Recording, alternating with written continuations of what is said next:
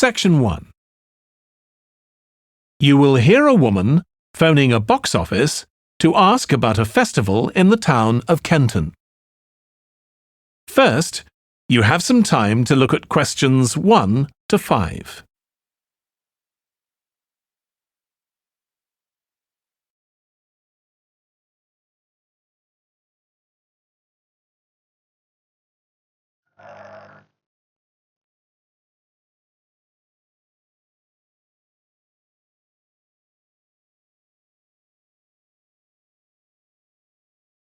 You will see that there is an example that has been done for you. On this occasion only, the conversation relating to this will be played first. Good morning, Kenton Festival box office. How can I help you? Oh, good morning. I'm coming to Kenton for a few days holiday next month, and a friend told me there's a festival. She gave me this number to find out about it. That's right. The festival begins on the 16th of May and goes on till the 19th.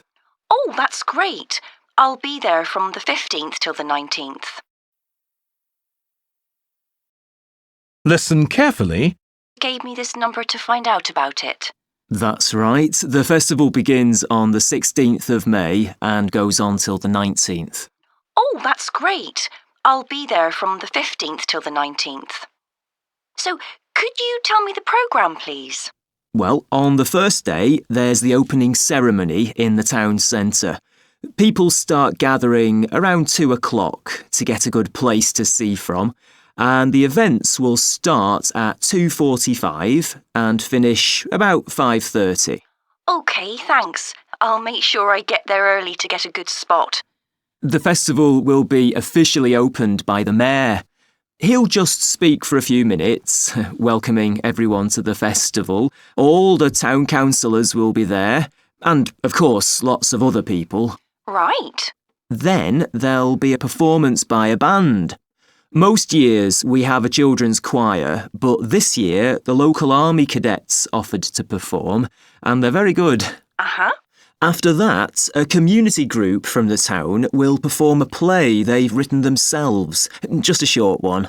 It's about Helen Tungate. I don't know if you've heard of her. I certainly have. She was a scientist years ago. That's right. She was born in Kenton exactly 100 years ago, so we're celebrating her centenary. I'm a biologist, so I've always been interested in her. I didn't realise she came from Kenton. Yes. Well, all that will take place in the afternoon, and later, as the sun sets, there'll be a firework display. You should go to the park to watch, as you'll get the best view from there. And the display takes place on the opposite side of the river. It's always one of the most popular events in the festival. Sounds great. Before you hear the rest of the conversation,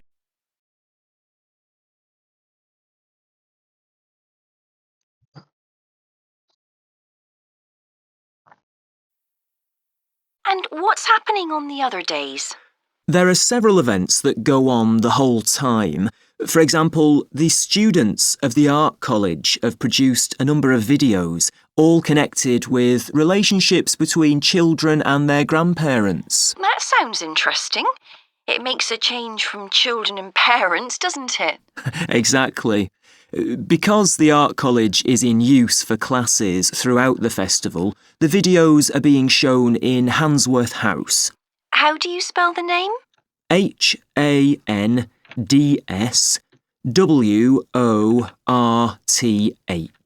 Handsworth House.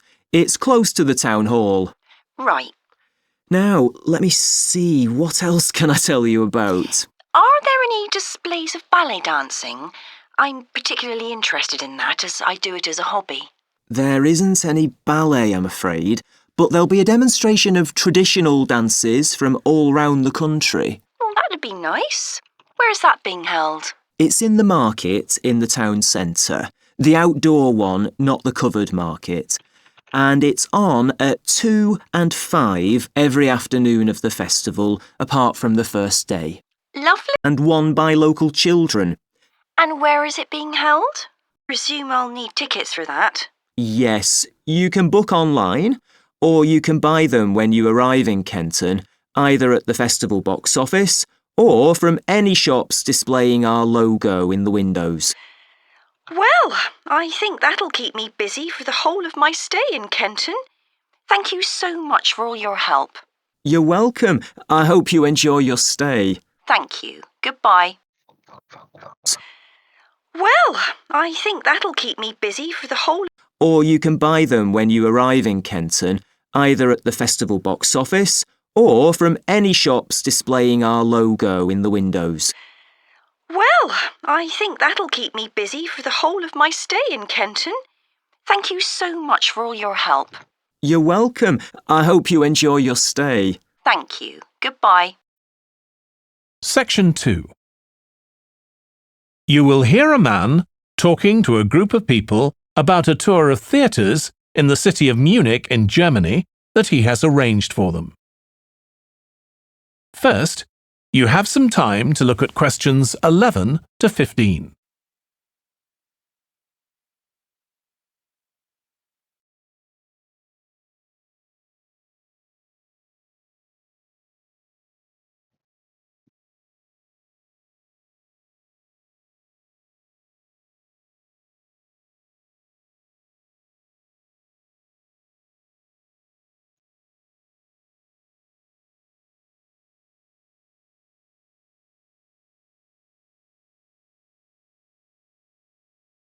Now listen carefully and answer questions 11 to 15.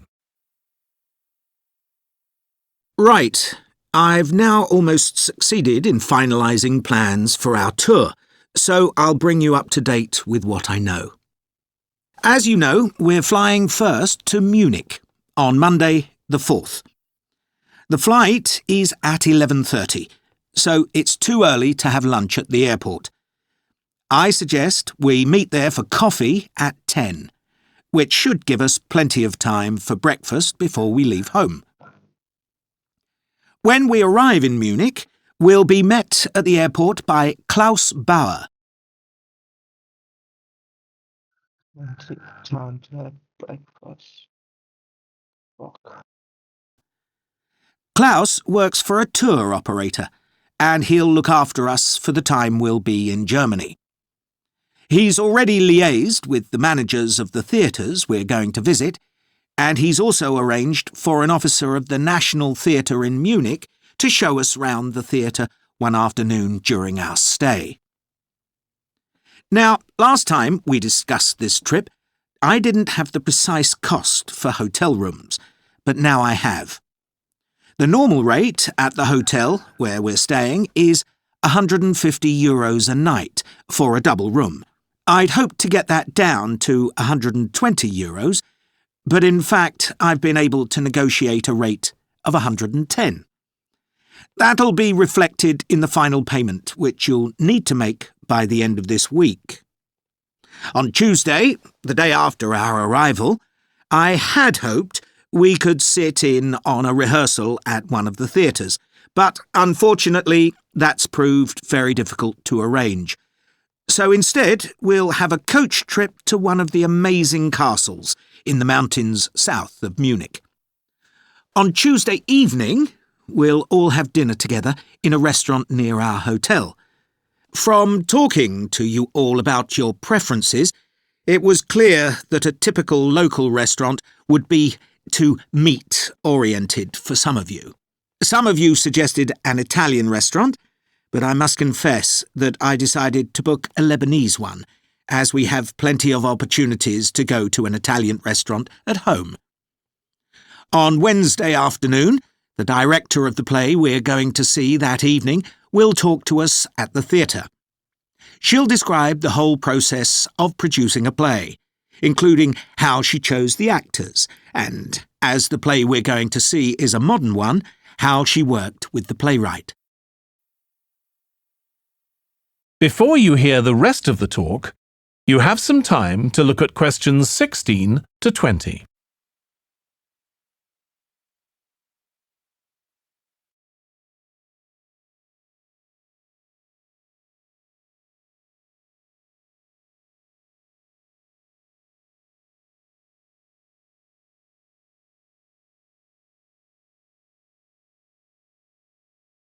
influence your choice of right.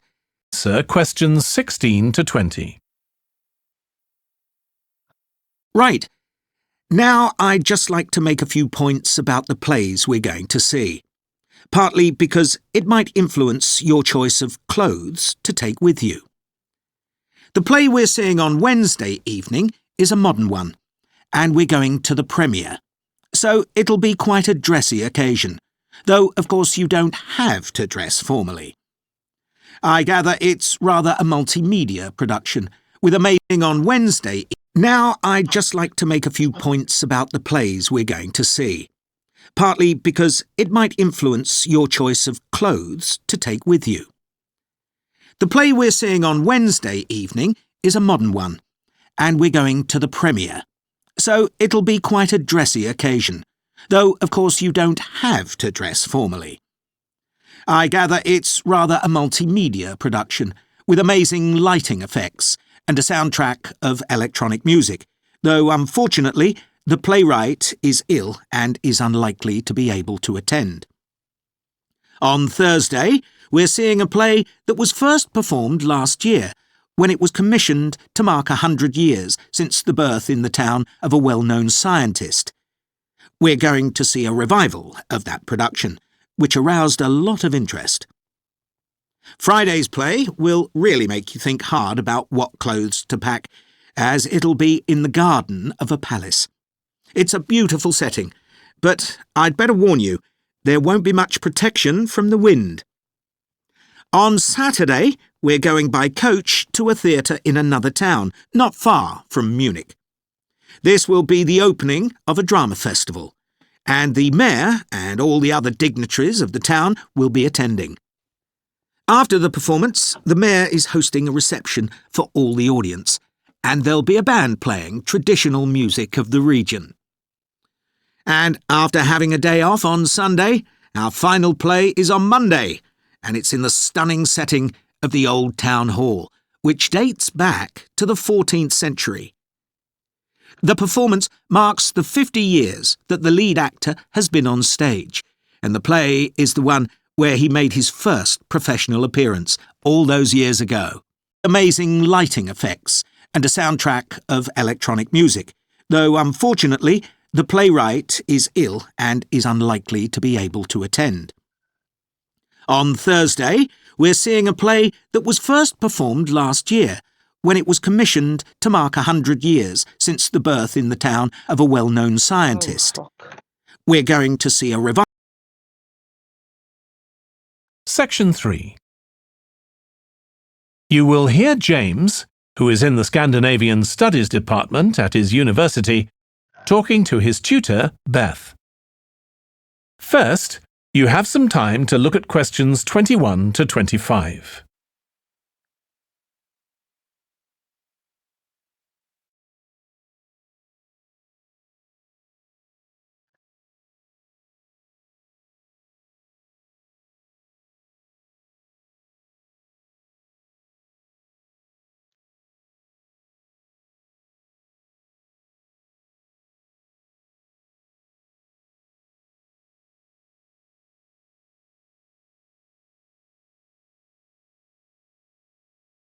Now listen carefully and answer questions 21 to 25. Oh, good morning. You must be James. I'm Beth Cartwright. Please call me Beth. Thank you. Now, as this is your first tutorial since you started on the Scandinavian Studies course, I'd like to find out something about you. Why did you decide to take this course? Well, my mother is Danish, and although we always lived in England, she used to talk about her home a lot, and that made me want to visit Denmark. We hardly ever did, though. My mother usually went on her own. But whenever her relations or friends were in England, they always came to see us. I see. So I assume you already speak Danish, one of the languages you'll be studying? I can get by when I talk to people, though I'm not terribly accurate. Now, you probably know that you'll spend the third year of the course abroad. Have you had any thoughts about that? I'm really looking forward to it. And although Denmark seems the obvious place to go because of my family connections, I'd love to spend the time in Iceland. Oh, I'm sure it can be arranged. Do you have any plans for when you graduate? A lot of students go on to take a master's degree. I think the 4 years of the undergraduate course will be enough for me. I'm interested in journalism, and I quite like the idea of moving to Scandinavia and writing for magazines. I'd find that more creative than translating, which I suppose most graduates do. Okay. Now, how are you finding the courses you're taking this term, James? Well, I'm really enjoying the one on Swedish cinema. That'll continue next term. But the one on Scandinavian literature that's running at the moment will be replaced by more specialized courses. Oh, and by the way, if you're interested in watching Danish television programs, there's going to be a course on that the term after next. That sounds good. Have you started thinking about the literature paper that you have to write in the next few weeks? Yes, my first choice would be to do something on the Icelandic sagas. The trouble with that is that a lot of people choose that topic, and it can be difficult to get hold of the books you'll need. Why not leave that for another time? Right. You might find modern novels or 19th century playwrights interesting. I've read or seen several plays in translation, so that would be a good idea. Fine. I'll put you down for that topic. Right, so what would you advise me to aim at in the paper? First, I suggest you avoid taking one writer and going into a great deal of detail. That approach certainly has its place, but I think you first need to get an understanding of the literature in the context of the society in which it was produced, who it was written for, how it was published, and so on. I also think that's more fruitful than placing it within the history of the genre. Okay, that sounds reasonable. Before you hear the rest of the discussion, you have some time to look at questions 26 to 30.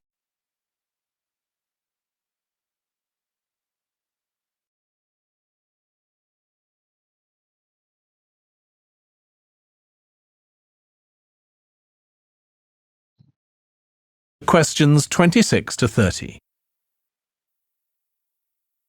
Could I ask for some advice about writing the paper I'm working on about the Vikings? I have to do that this week, and I'm a bit stuck. Of course. Have you decided yet what to write about? No, I haven't. There's so much that seems interesting.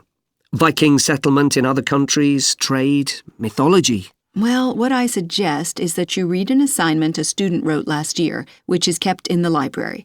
It's short and well-focused, and I'm sure you'll find it helpful. I'll give you the details in a moment. Textbooks usually cover so many topics, it can be very difficult to choose just one. Okay. I've got a DVD of the film about the Vikings that came out earlier this year. Should I watch that again? If it's the one I am thinking of, I'd ignore it. It's more fantasy than reality.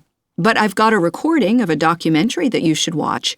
It makes some interesting and provocative points, which I think will help you to focus your topic.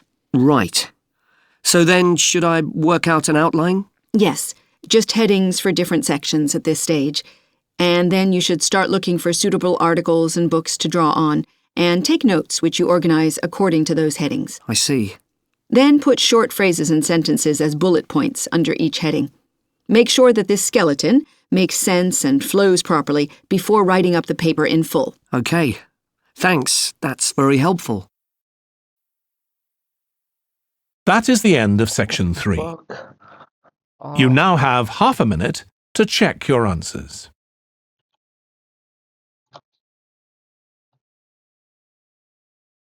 Alright.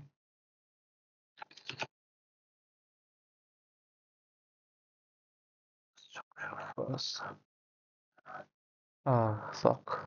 Then put and then you should start looking for suitable articles and books to draw on, and take notes which you organize according to those headings. I see. Then put short phrases and sentences as bullet points under each heading. Make sure that this skeleton makes sense and flows properly before writing up the paper in full. Okay. Thanks, that's very helpful. Section 4. You will hear part of a lecture about conflict at work, given by a business studies lecturer. First, you have some time to look at questions 31 to 40.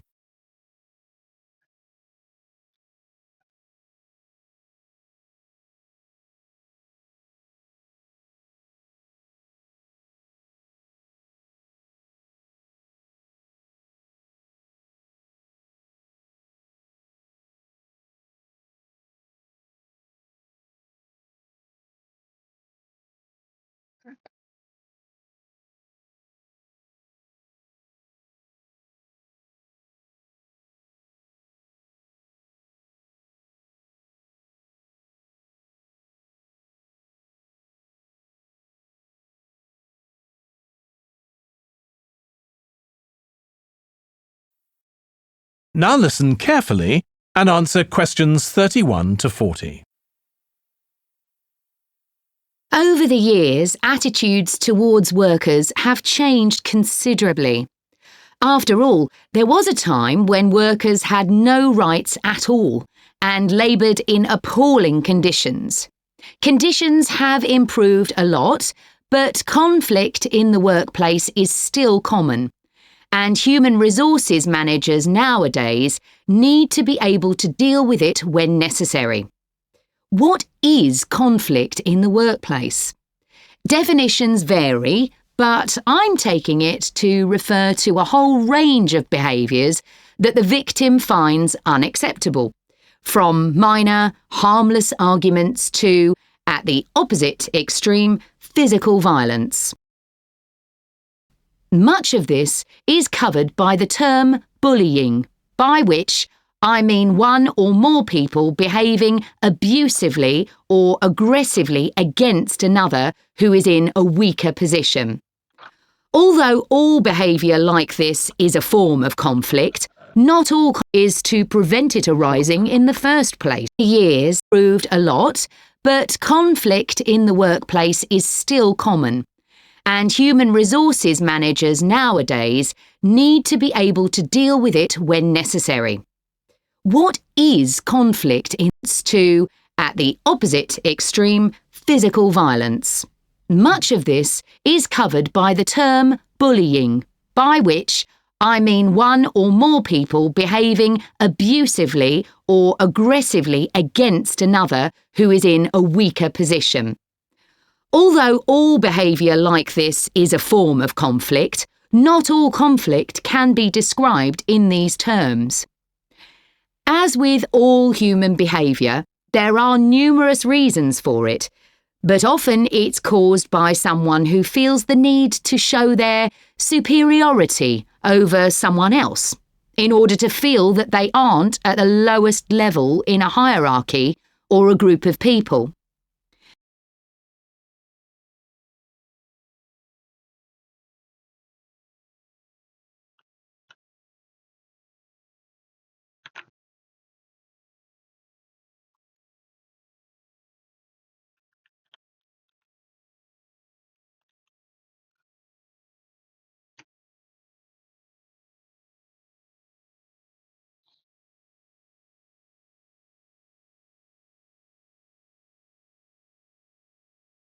Superiority.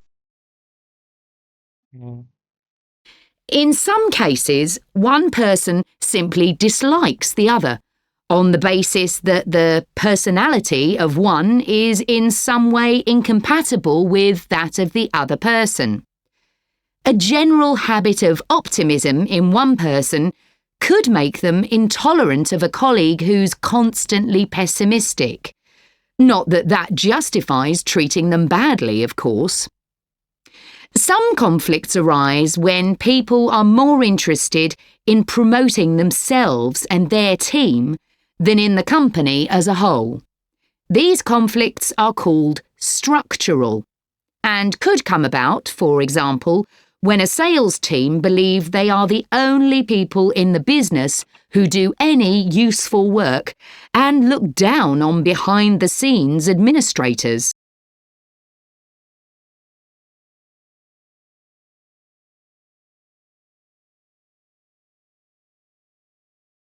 People in the business when a sales team believe they are the only people in the business who do any useful work and look down on behind-the-scenes administrators.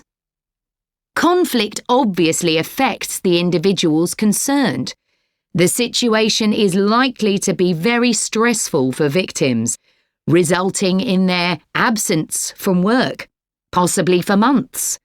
For the company, if no effort is made to deal with conflict, it can spiral out of control and even lead to the breakdown of the business. Some interesting work with chief executives, CEOs, has uncovered some of the reasons why they may treat colleagues badly.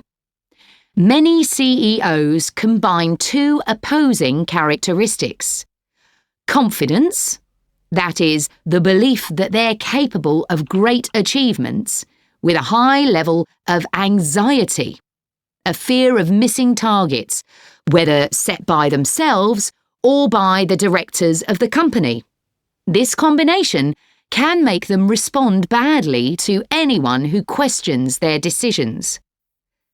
In a high-pressure work environment, such characteristics become problematic, and it's particularly difficult to tackle the situation where colleagues, managers, and board members are all trying to achieve their own visions. When they can't agree on strategic issues and on where they see the business going, there are real problems. For managers at lower levels within the organisation, it might seem that an autocratic form of management, where the chief executive gives orders and everyone else has to obey, would see more conflict than others. Interestingly, though, a company with a more democratic business model can suffer more when uncertainty about who to report to leads to conflicting demands. Now I'll say a little about dealing with the type of conflict that has harmful effects. Of course, the ideal is to prevent it arising in the first place. A good manager at any level will make efforts to earn the respect of the people they work with, particularly those who report to them. That will involve politeness in all communications and treating them as equals who happen to have a different role within the organisation. Sometimes, of course, conflict does occur and can get out of hand. In such cases, the Human Resources Department often gets involved. However, if one of the parties in a conflict sees human resources as simply a mouthpiece for the chief executive, then an external mediator might be able to help. By talking to both sides and trying to find the truth of what's been happening, they can build a clear picture of the situation and give feedback that both sides will accept, precisely because they're independent. That is the end of section 4. Hmm.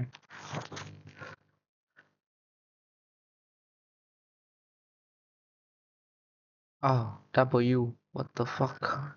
W. Damn. This.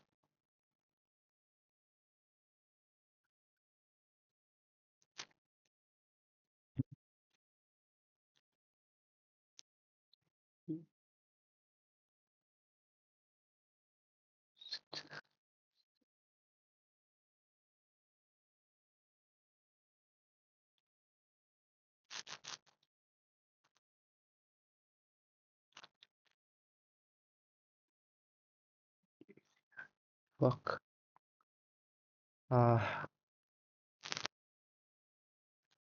Purity. Purity. Ah. Ooh. Freedom. Democratic. Hmm. Damn. Man.